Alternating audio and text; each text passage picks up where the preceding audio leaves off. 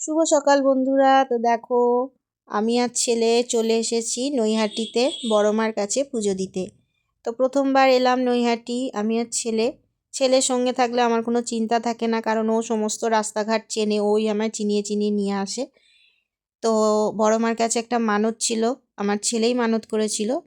তো সেইটা আর কি ফুলফিল হয়েছে, তার জন্য পুজো দিতে আমরা চলে এসেছি। আর কি আর বলবো, মানে এসে কিছু বলার নেই, মানে চোখে জল ধরে রাখা যাচ্ছে না, এত সুন্দর লাগছে জায়গাটা। আমি তো পুরো কেঁদেই ফেলেছি বড় মার কাছে গিয়ে। তো এই যে দেখো সামনে সবাই দেখো পুজো দিয়ে আসছে লাল শাড়ি পরে। তো দেখি আবার ইচ্ছা আছে আবার একদিন যাব, ছেলে আর আমি যাব আর একদিন। তো ছোট করে একটা ব্লগ ক্যাপচার করেই নিলাম, তো ছেলে বলল যে একটা ভিডিও মা করে নাও।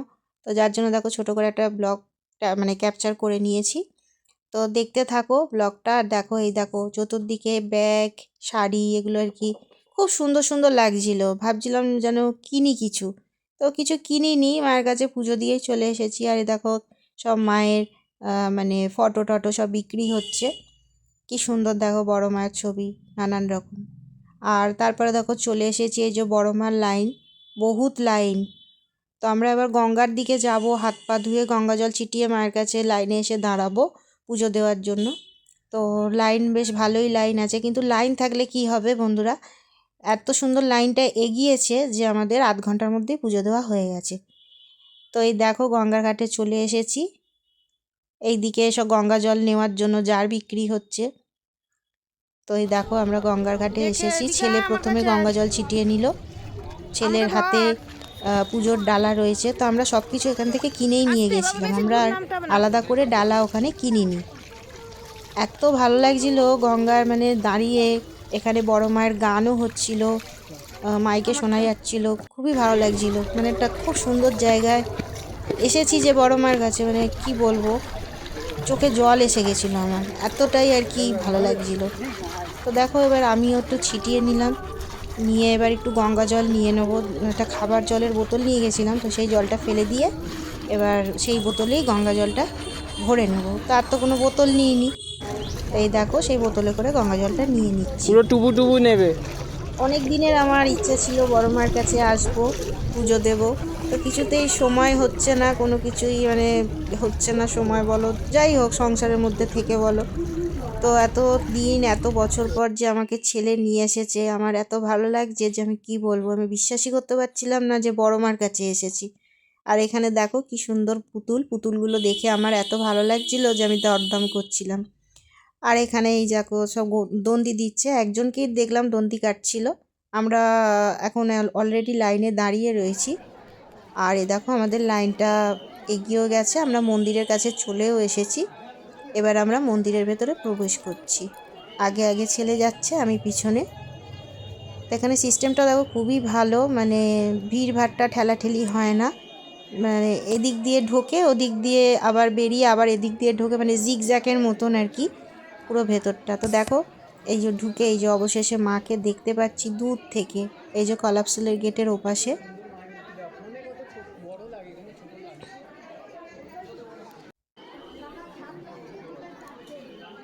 এখানে মায়ের এই যে ব্যানারটা লাগানো রয়েছে, মায়ের বিশাল বড় একটা ছবি। এই যে তোমাদের বলছিলাম এই যে জিপজ্যাপের মতন সোজা গিয়ে আবার বাঁদিক গিয়ে ডান দিক, এইভাবেই আর কি মায়ের মানে কাছে যেতে হয়।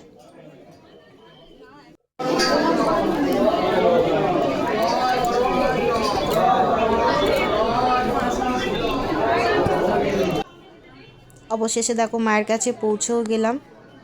কি সুন্দর দেখো সামনে মাকে দেখা যাচ্ছে, জুম করে তোমাদের দেখিয়ে দিলাম। আরও সুন্দরভাবে দেখেছি, যত কাছে গেছি তত সুন্দর করে মাকে আমরা দেখতে পেয়েছি। এখানে তো সবাই পুজো দিচ্ছে, মানে কয়েকজন করে আর কি ঢোকাচ্ছে, পুজো দিচ্ছে, আমরা পিছনে রয়েছি, আমরাও পুজো দেব। আর আমি তো দাঁড়িয়ে দাঁড়িয়ে এখানে রীতিমতন মাকে দেখে কাঁদছি, মানে আমার বিশ্বাসই হচ্ছে না যে আমি মায়ের কাছে এসেছি, একদমই বিশ্বাস হচ্ছিল না। তো আমরা গেছিলাম হচ্ছে 16 তারিখ শুক্রবার দিনকে। তো সেই মানে ব্লগটা তখন এডিট করে দিতে পারিনি, খুবই টায়ার্ড ছিলাম আর সময়ের অভাব ছিল। তা যার জন্য দেখো তোমাদের ব্লগটা আজকে দিলাম। আরে দেখো সবাই উলুধ্বনি দিচ্ছে এখানে।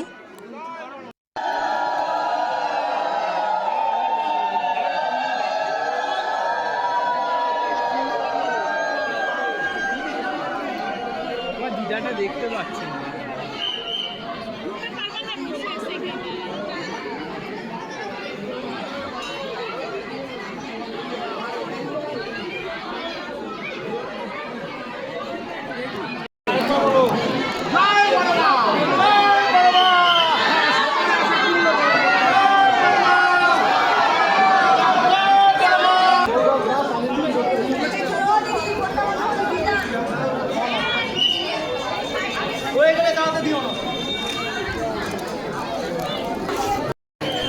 আমরা বন্ধুরা অনেক কিছু জিনিস নিয়ে নিয়েছি আমার মানে বড় মার কাছ থেকে, মানে পুজো দেওয়া হয় সেই জিনিস আমরা নিয়েছি।